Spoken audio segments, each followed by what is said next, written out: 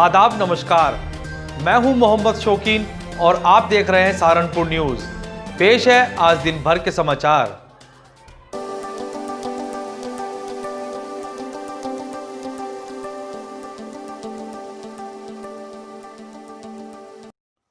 सहारनपुर में बुधवार को हिंदू संगठनों के लोगों द्वारा रोडवेज बस स्टैंड में तोड़े गए टॉयलेट के मामले में बजरंग दल के पश्चिम प्रांत संयोजक विकास त्यागी पर किए गए मुकदमे से नाराज बजरंग दल के कार्यकर्ताओं ने बृहस्पतिवार को थाना सदर बाजार में पहुंचकर हंगामा किया और नारेबाजी करते हुए मुकदमे को वापस लिए जाने की मांग की। सहारनपुर महानगर के द्वारा हिंदू संगठन के कुछ लोगों के द्वारा एक टॉयलेट को तोड़ दिया गया जो मंदिर की दीवार से सटाकर बना हुआ था।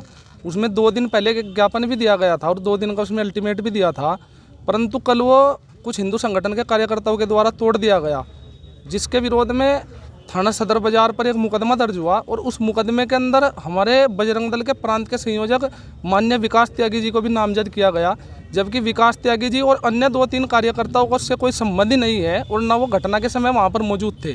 तो इसलिए थाना सदर बाजार में आए हैं और ऐसा कोई भी कार्य बर्दाश्त नहीं होगा जो हिंदू संगठन का जिसमें उत्पीड़न हो, इसलिए यहाँ पर आए हैं। इसमें कितने लोग? देखिए, उसको तोड़ने का तरीका गलत था और भी उसमें बहुत कुछ हो सकता था, परंतु उस मुकदमे के अंदर ऐसे लोगों को नामजद करना जिसका उससे कोई संबंध भी नहीं है, तो ये तो एक सरासर बिल्कुल प्रदेश सरकार को बदनाम करने की नीति और तानाशाही सहारनपुर के अंदर हो रही है, जो बिल्कुल बर्दाश्त नहीं होगी। कृषि कानून, गन्ने का रेट भुगतान व ब्याज सहित 12 सूत्रीय मांगों को लेकर बृहस्पतिवार को पश्चिम प्रदेश मुक्ति मोर्चा के कार्यकर्ताओं ने राष्ट्रीय अध्यक्ष भगत सिंह वर्मा व प्रदेश महामंत्री आसिम मलिक के नेतृत्व में ट्रैक्टर, ट्रॉली, कारों, मोटरसाइकिल से देवबंद के तरेड़ी बुजुर्ग बस स्टैंड से एक रैली निकालकर विरोध प्रदर्शन किया, जिसके बाद रैली जामिया तिबिया कॉलेज पर पहुंची, जहां पर उन्होंने स्टेट हाईवे पर चक्का जाम किया, जिसके बाद उन्होंने 12 सूत्रीय ज्ञापन एसडीएम को सौंपा। देश के अन्नदाता किसानों की लड़ाई बराबर मजबूती से लड़ता आ रहा है। जिस तरह से 60 दिन हो गए हैं, 2 महीने के से अधिक आंदोलन करते हुए हमारे देश के लाखों अन्नदाता किसानों को दिल्ली में डेरा जमाए हुए हैं, और जिस तरह से देश के प्रधानमंत्री और केंद्र सरकार ये 3 काले कानून लेकर आई है, इन 3 काले कानूनों से जहां इस देश का किसान बर्बाद होगा, वहां आम नागरिक, आम उपभोक्ता बर्बाद हो जाएगा और ये देश बर्बाद हो जाएगा, एक बार फिर गुलाम हो जाएगा। तो भारतीय जनता पार्टी की प्रदेश और केंद्र सरकारें देश को एक बार फिर गुलामी की जंजीरों में धकेलना चाहती हैं, जिसके लिए इस देश का अन्नदाता किसान आज खड़ा हो चुका है। हम प्रदेश सरकार का भी ध्यान दिलाना चाहते हैं कि उत्तर प्रदेश सरकार ने अभी तक गन्ने का लाभकारी रेट 600 रुपये क्विंटल घोषित नहीं किया है। 2.5-3 महीने जब तक ये काले कानून वापस नहीं होंगे, तब तक इस देश के अन्नदाता किसानों का आंदोलन बराबर जारी रहेगा। इसमें इस बार किसान दिल्ली से उठने वाला नहीं है। राष्ट्रीय सड़क सुरक्षा माह के अंतर्गत बृहस्पतिवार को जनमंच सभागार में सड़क सुरक्षा जागरूक कार्यक्रम का आयोजन किया गया, जिसका शुभारंभ मुख्य अतिथि देवबंद के विधायक कुंवर ब्रजेश सिंह, जिला अधिकारी Akhilesh Singh, SSP doctor S Channappa ने संयुक्त रूप से दीप प्रज्वलित कर किया, जिसके बाद कार्यक्रम को संबोधित करते हुए वक्ताओं ने कार्यक्रम में आए हुए लोगों को सड़क सुरक्षा के बारे में विस्तार से जानकारी देते हुए जागरूक करने का काम किया। स्वामी विवेकानंद के ध्येय वाक्य का भी उन्होंने उल्लेख किया।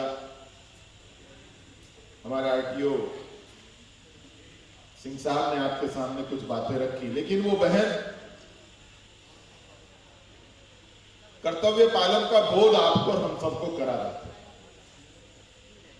और कर्तव्य एक ऐसा शब्द है जो सिर्फ सामने सुनने वालों पे लागू नहीं होता है, वो मंच पर बैठे हुए लोगों पर भी लागू होता है। हमारा कर्तव्य पालन।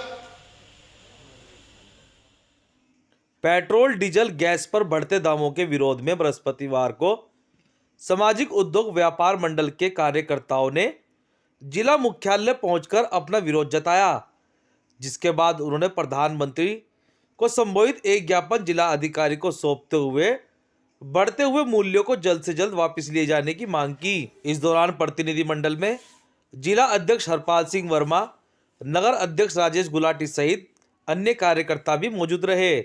आज हम एक ज्ञापन माननीय प्रधानमंत्री जी के नाम देने के लिए आए हैं। गैस पर और पेट्रोल पर ही रोज़ की रोज़ बढ़ रहा है और गैस की मूल्य भी रोज़ की रोज़ बढ़ने का कार्य हो रहा है। हम माननीय प्रधानमंत्री जी से कहना चाहते हैं, जब आप बीच के दलालों को ख़त्म करके पेट्रोल में से भी बीच के दलालों को ख़त्म करा जाए और पेट्रोल आम जनता को जो है 25-30 रुपये लीटर होता है, 25-30 रुपये लीटर पेट्रोल दिया जाए, क्योंकि पेट्रोल पे भी हर दूसरे तीसरे दिन रेट बढ़ने का कार्य हो रहा है। और गैस पे भी, गैस की तो अब सब्सिडी भी बिल्कुल ख़त्म हो गई। हमारी मांग ये है कि माननीय प्रधानमंत्री जी से गैस के रेट को कम किया जाए तथा जो सब्सिडी बंद करी है उसे सब्सिडी को दोबारा से चालू की जाए। सहारनपुर के जेल चुंगी स्थित रिमांड डिपो के ग्राउंड को 5 दिन पूर्व कमांडेंट के आदेश के बाद बंद कर दिया गया है, जिसके विरोध में भर्ती के अभ्यर्थियों ने बृहस्पतिवार को जिला अधिकारी कार्यालय पहुंचकर जिला अधिकारी को एक ज्ञापन सौंपते हुए ग्राउंड को सुबह 7 बजे से 9 बजे तक, दोपहर को 2 बजे से 4 बजे तक खोलने की मांग की है। उनका कहना है कि अगर ग्राउंड को खोल दिया जाएगा तो भर्ती वाले बच्चे अपने कार्यों को सुचारू रूप से पूरा कर सकेंगे।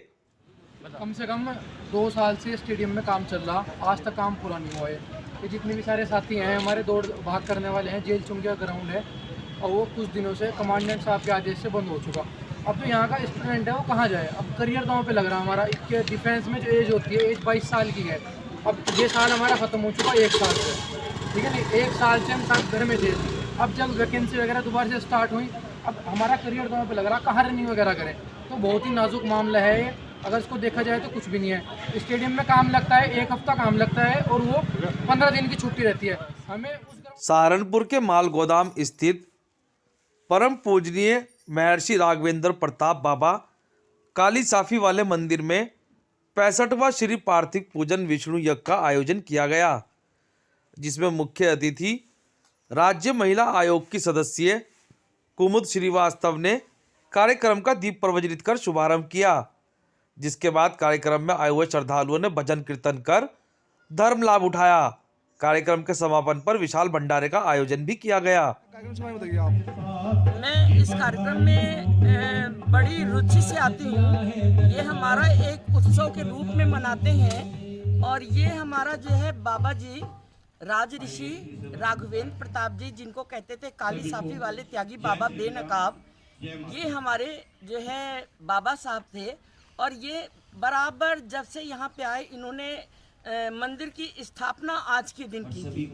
इस स्थापना दिवस का उत्सव हम लोग बहुत ही अच्छे ढंग से मनाते हैं, जो कि हर साल श्री रामचरितमानस का अखंड पाठ रखते हैं और भंडारा रखते हैं। तो मैं इनके उत्सव में हर साल प्रयास करती हूँ और मैं ऐसे बाबा जी की गद्दी को बारंबार कोटिशाह प्रणाम करती हूँ और ये बराबर से इनका आशीर्वाद हमारे पर बना हुआ है और सदैव बना रहेगा, मैं ऐसा जानती हूँ।